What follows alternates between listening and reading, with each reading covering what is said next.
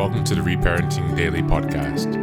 In this podcast, we'll dive deep into reparenting, exploring tools and resources to help us through our journey.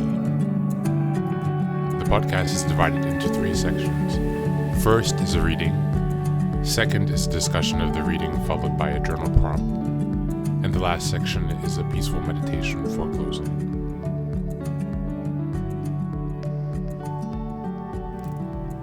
Good morning, good afternoon, and good evening from wherever you're joining us today. Thanks for being here and for taking some time to reparent yourself. Today we're going to be focusing on reparenting and looking at self-protection. And today's reading is coming from this website called The Power Moves. And the article will be in the show notes as always. And the article is written by Lucio Bufalamo. As always, I'm not reading the entire article. I'm reading an introduction taster to the article and encourage you to go read the entire article. As again, to encourage you to explore more resources for your own reparenting journey. This one is a bit different than our previous resources, but it's something that we need to be aware of, regardless of if it's something that you plan to employ. Something that you have to be aware of as we live in the real world. And this article is concerning power dynamics. And again, the website is The Power Moves. This article is called The 10 Laws of Social Power Dynamics. Number 1. Your power determines the quality of your social life. Your power awareness and skill determine what people you attract, keep, and how they behave towards you. Most people can be givers or takers depending on the situation and who they are dealing with.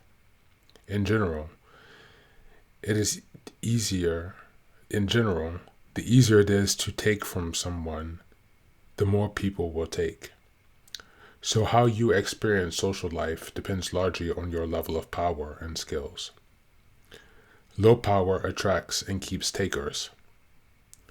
People take more from low power people simply because it's easier to. Low power people advertise that they are easy targets.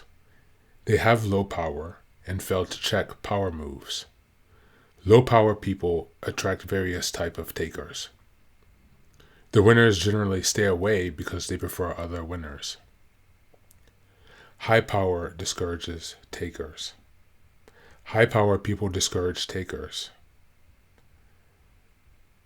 High power people advertise the opposite, that they're hardest targets. Takers either stay away or behave better because they know their attempts will either fail or cost them. The wallet analogy. Let's simplify the concept with an analogy. In a way, you and the value you can provide are like a wallet full of money. The wallet is tempting for anyone to take, but how many people will try and how successful they will be depends on you and how easy or difficult you make it to take from you.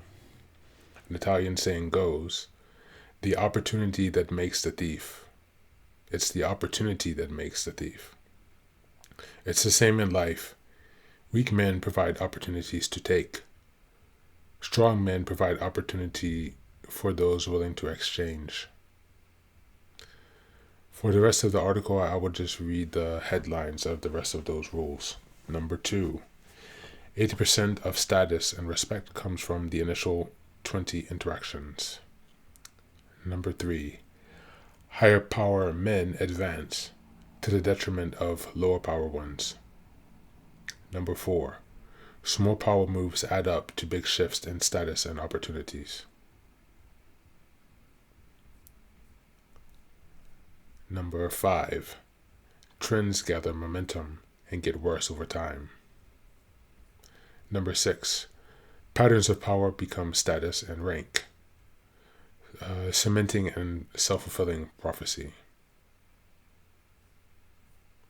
Number 7, power imbalances turn good win relationships into losing ones. Number 8, your power is your level minus theirs.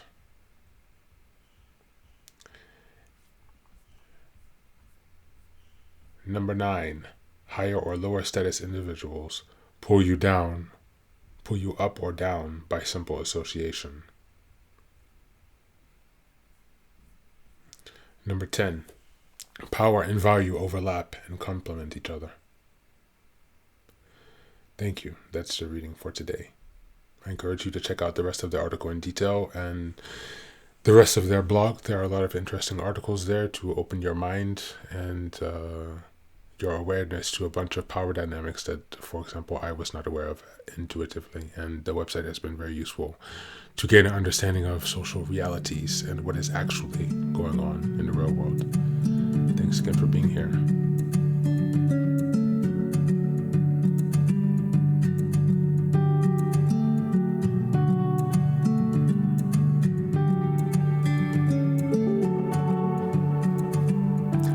Hi, and welcome back. Thanks again for being here. Much appreciated. This article is very different than the other readings that we've had. It's a bit more blunt and straightforward, a bit like the Robert Greene articles.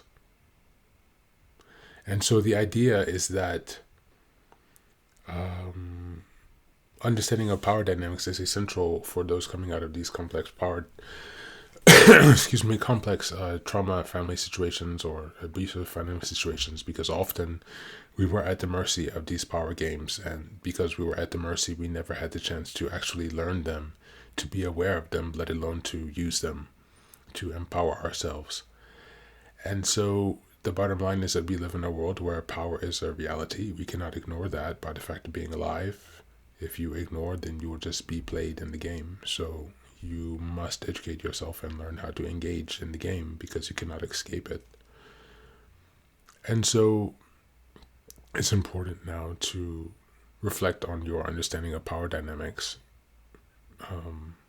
How much awareness do you have? For example, reflect today on the 10 topics that we discussed for social power dynamics. How much of those were you aware of? And how much more do you think you have to learn? Where do you think you stand, and what is your transitioning in your personal power? Are you moving upwards or downwards to a more secure or more insecure place and positioning? Thanks again for being here, and as always, take care of yourself and be well.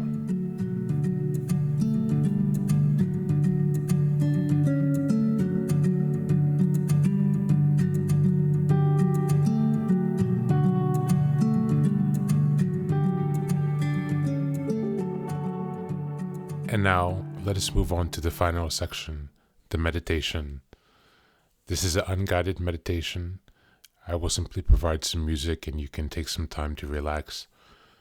Please feel free to choose a location and a place where you feel safe and where you can be undisturbed for the next 10 minutes. You can choose to be sitting down, standing, as you like, wherever you are most comfortable. Thank you for being here and enjoy the meditation.